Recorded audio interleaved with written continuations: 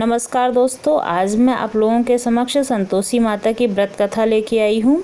ये व्रत शुक्रवार को रखा जाता है। वैसे शुक्रवार को वैभव लक्ष्मी माता का भी व्रत रखा जाता है, तो मैं बहुत ही जल्दी आप लोगों के समक्ष वैभव लक्ष्मी माता की भी व्रत कथा लेके आऊँगी। अभी मैं आप लोगों के सामने संतोषी माता की व्रत कथा लेके आई हूँ। आप लोग ज़रूर सुनिए और पूरी कथा सुनिए।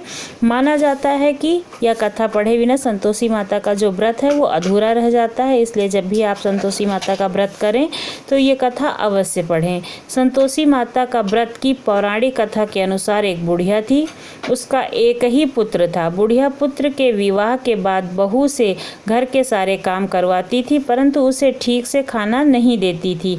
यह सब लड़का देखता पर माँ से कुछ नहीं कह पाता था। बहू दिन भर काम में लगी रहती, उपले पाती, रोटी बनाती, बर्तन साफ करती, कपड़े धोती और इसी से उसका सारा समय बीत जाता था, यही सारे काम करते करते।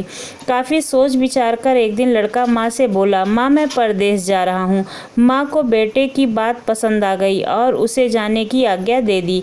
इसके बाद वह अपनी पत्नी के साथ जाकर बोला, मैं परदेश जा रहा हूँ, अपनी कुछ निशानी दे दो। बहू बोली, मेरे पास तो निशानी देने योग्य कुछ भी नहीं है। यह कहकर वह पति के चरणों में गिरकर रोने लगी। इससे पति के जूते पर गोबर से सने हाथों की छाप बन गई। पुत्र के जाने के बाद सास के अत्याचार बढ़ते गए। एक दिन बहू दुखी हो मंदिर चली गई। वहाँ उसने देखा कि बहुत सी स्त्रियां पूजा कर रही थीं। उसने स्त्रियों के व्रत के बारे में जानकारी ली और वे बोली, हम संतोषी माता का व्रत कर रही हैं, इससे सभी प्रकार के कष्टों का नाश होता है। स्त्रियों ने बताया, शुक्रवार को नहा धोकर एक लोटे में शुद्ध जल लें और चने गुड़ का प्रसाद लेना चाहिए और सच्चे मन से माँ की पूजन करना चाहिए। खटाई भूलकर भी नहीं खाना चाहिए। खट्टे में तो कुछ भी नहीं खाना चाहिए दोस्तों, चाहे वो टमाटर की खटाई हो या आम की खटाई हो या फिर इमली की, किसी भी प्रकार का कोई भी खट्टा पदार्थ शुक्रवार के व्रत या अगर आप संतोषी माता का व्रत हैं तो नहीं खाना चाहिए और ना ही किसी को देना चाहिए। अपने हाथ से एक वक्त भोजन करना चाहिए।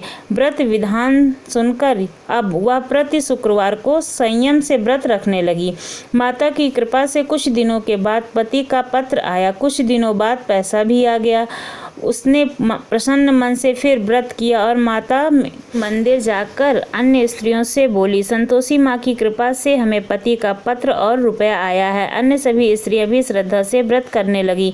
बहू ने कहा, हे माँ, जब मेरा पति घर आ जाएगा तो मैं तुम्हारे व्रत का उद्यापन करूंगी। अब एक रात संतोषी माँ ने उसके पति को स्वप्न में यह सब दिखाया और कहा कि तुम अपने घर को क्यों नहीं जाते हो। तो वह कहने लगा, सेठ का सारा सामान अभी बिका नहीं, रुपया भी अभी नहीं आया है। उसने सेठ को स्वप्न की सारी बात कही तथा घर जाने की इजाज़त मांगी, पर सेठ ने इनकार कर दिया। माँ की कृपा से कई व्यापारी आए, सोना चांदी और अन्य सामान खरीद कर ले गए। कर्जदार भी रुपया लौटा गए। अब तो साहूकार ने इसे घर जाने की इजाज़त दे दी। घर आकर पुत्र ने अपनी पत्नी और माँ को बहुत सारे रुपए दिए। पत्नी ने कहा कि मुझे संतोषी माता के व्रत का उद्यापन करना है। उसने कहा कि न्योता दे दे। उद्यापन की सारी तैयारियां की। पड़ोस की एक स्त्री उसे सुखी देख ईर्ष्या करने लगी। उसने अपने बच्चे को सिखा दिया कि तुम भोजन के समय खटाई जरूर मांगना। उद्यापन के समय खाना खाते खाते बच्चे खटाई के लिए मचल उठे तो बहू ने पैसा देकर उन्हें बहलाया। बच्चे दुकान से उन पैसों की इमली खटाई खरीद कर खाने लगे तो बहू पर माता ने कोप किया। राजा के दूत उसके पति को पकड़ कर ले गए।